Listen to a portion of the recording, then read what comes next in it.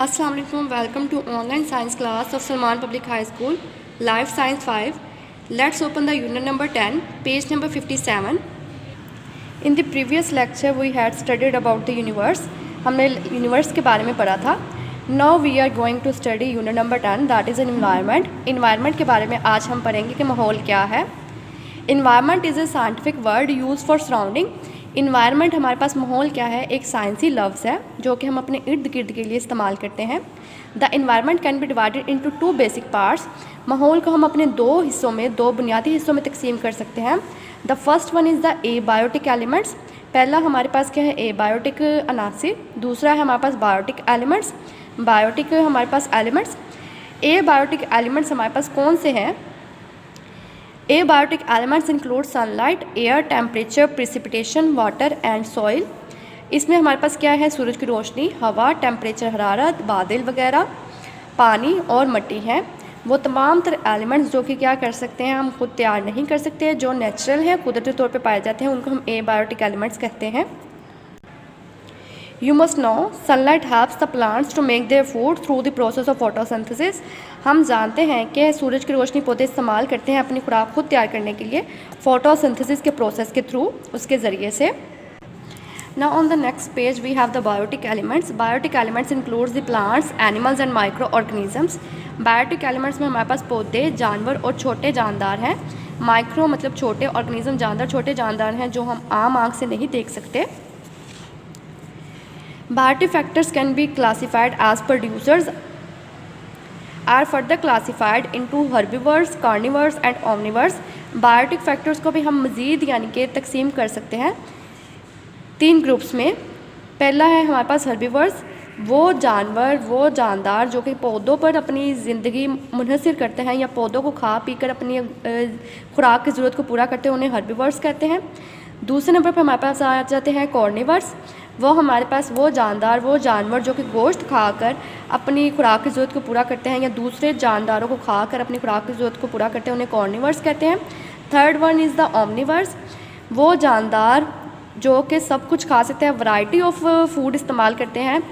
जैसे कि हमारे पास इंसान आ जाते हैं जो कि पौधे वगैरह भी खाते हैं, जैसे कि हमारे पास साग आ गया, आगे साग, धनिया.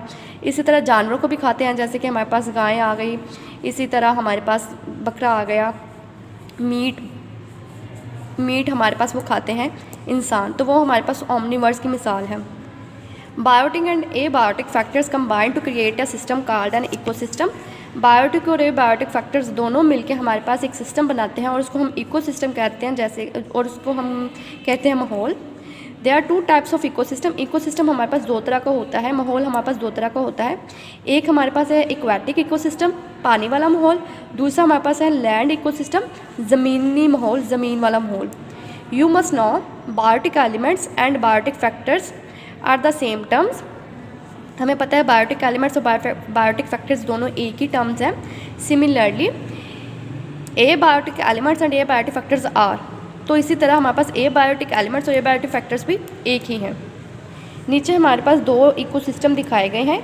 इक्वेटिक इकोसिस्टम हमने पहले बात की है, पानी वाला माहौल. ये हमारे पास पानी के अंदर जितनी भी जानदार हैं वो दिखाए गए हैं. दूसरे नंबर पे हमारे पास है लैंड इकोसिस्टम, ज़मीनी माहौल. ये हमारे पास ज़मीन पर जानदार मौजूद हैं, ये वो दिखाए गए हैं. नेक्स्ट पेज पे हम ये देख लेते हैं. Let's know more about some of the abiotic factors of an environment. माहौल के कुछ एबायोटिक फैक्टर्स को, अनासिर को हम देख लेते हैं. First one is the water. Water is the symbol of life. हम जानते हैं कि ज़िंदगी की अलामत है पानी. The body of every living organism is mainly comprised of water. हमें पता है हर जानदार का जो जिस्म है, बॉडी है, वो पानी पर मुश्तमिल होता है. Water is the basic medium in which most of the life processes take place. पानी हमारे पास बुनियादी ज़रिया है, बुनियादी मीडियम है जहाँ पे हमारे पास ज़िंदगी के ज़्यादातर सरगर्मियाँ या प्रोसेसेस जो हैं वकूफ़ पज़ीर होते हैं. The other one is the light, रोशनी. Plants need light to make their food. हमें पता है कि पौधों को अपनी खुराक तैयार करने के लिए सूरज की रोशनी की ज़रूरत होती है. Plants can not grow in dark places. हमें पता है कि बिना सूरज की रोशनी के प्लांट्स जो है वो ग्रो नहीं कर पाते, बढ़ नहीं पाते. Light is essential for sense of site in animals. हमें पता है जानवरों को देखने के लिए, सेंस ऑफ साइट के लिए, देखने के लिए लाइट जो है ज़रूरी है. नेक्स्ट पे हमारे पास ए बायोटिक फैक्टर जो है वो है एयर।